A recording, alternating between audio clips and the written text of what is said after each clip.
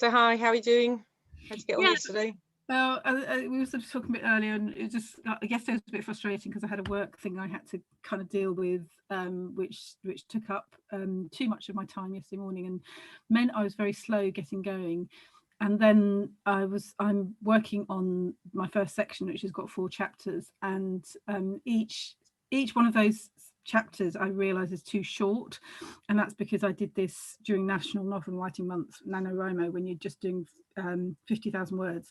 And so I've got a skeleton of book, and I've got to add the flesh, and adding the flesh Mm. is what takes the time, because I'm having to kind of actually start describing rooms people are in. I spent yesterday afternoon drawing out my bungalow to so it's just It's any consolation, I once taught myself a dance routine in my study, in this study that I sit in.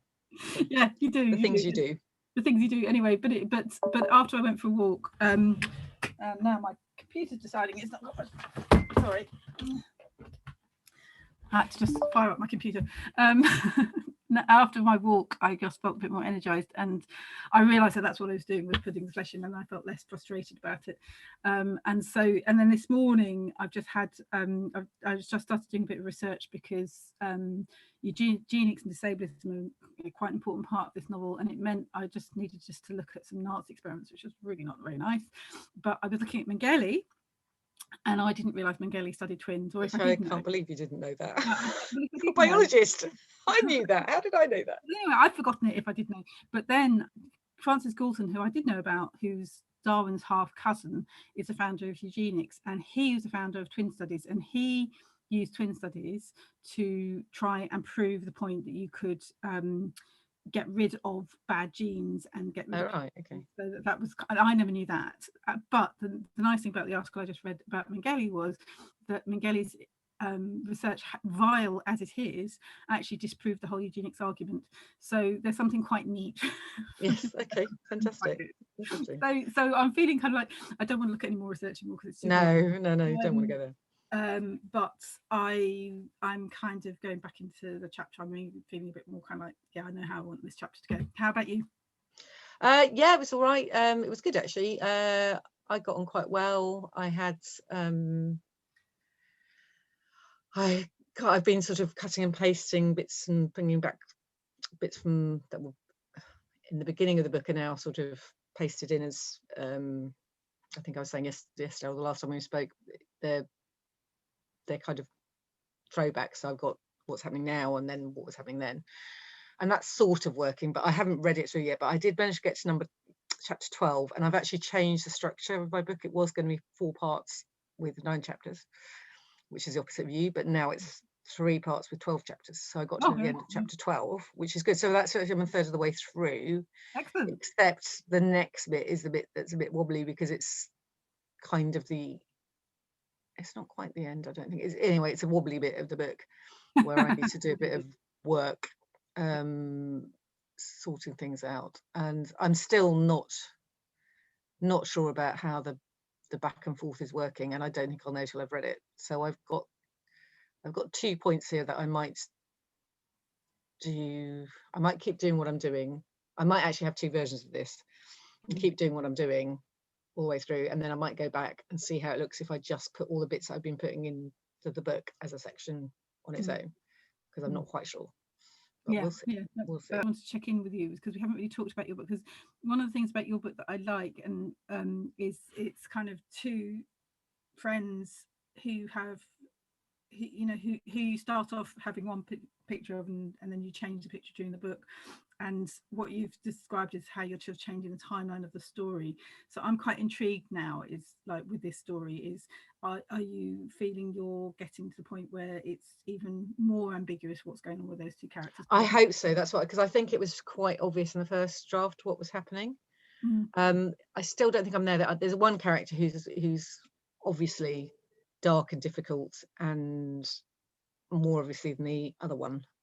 And one of the things my lovely agent Ollie said to me was that Becky, who's the sort of sweeter one, she's a little bit passive, and I need to work on that, and I need to work on her anger issues. I think she's got quite a lot to be angry about at the end of the book, and I think I need to sort of build that up, because it's really about a friendship that goes horribly wrong, and the sort of darker character is very much in control of the friendship for a lot of the story, and certainly when they're children. And then it's sort of the balance of their relationship shifts because of various things that happen, and they're both manipulated by somebody, or two people, one person mainly, and that's kind of what I'm working on. I'm quite pleased I've sort of inserted this character who I wasn't quite sure how dark to go with him, and I've decided to go darker than I had to. Well, my original idea was to make him very dark, and then I softened him a bit.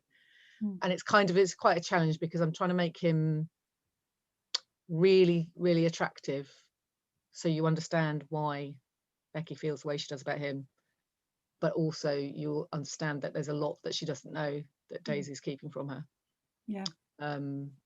And that's a challenge, actually, and I don't think I've got that right yet, and I think that will be the third pass the next time I go around it. I think that's where I kind of really dig down into that. We've got sociopaths in our book. Sorry? We've got sociopaths in our book.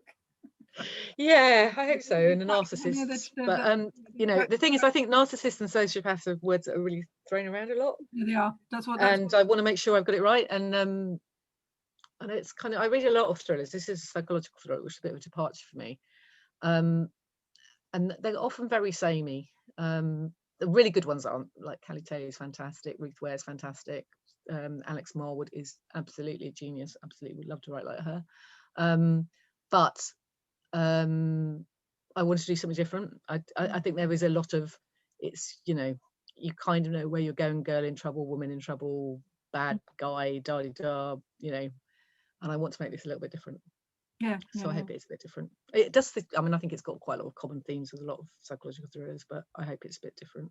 Yeah, no, it sounds interesting, and I think I just think it's interesting because I was literally looking up narcissist. What's the definition of a narcissist? What's the definition of a sociopath? What's the definition of a psychopath? Because I'm trying to work out what my character is. So yeah. Like that. But I do know the sociopaths I know are incredibly charming and easily they're very good at yeah. Well, yeah. Anyway, way back, and I'm going back to experiences that I had when I was very young, and falling for charm. I learnt hard lesson very young that charmers are really not to be trusted, and it was I got away with it, but this girl is going to get away with it. And that's great. Well, it's going to be a really interesting book, and I think so have a good day, and we might not film each other, but we might catch up later in the day. Yeah. All right. Okay. Bye. See you later. Thanks. Bye.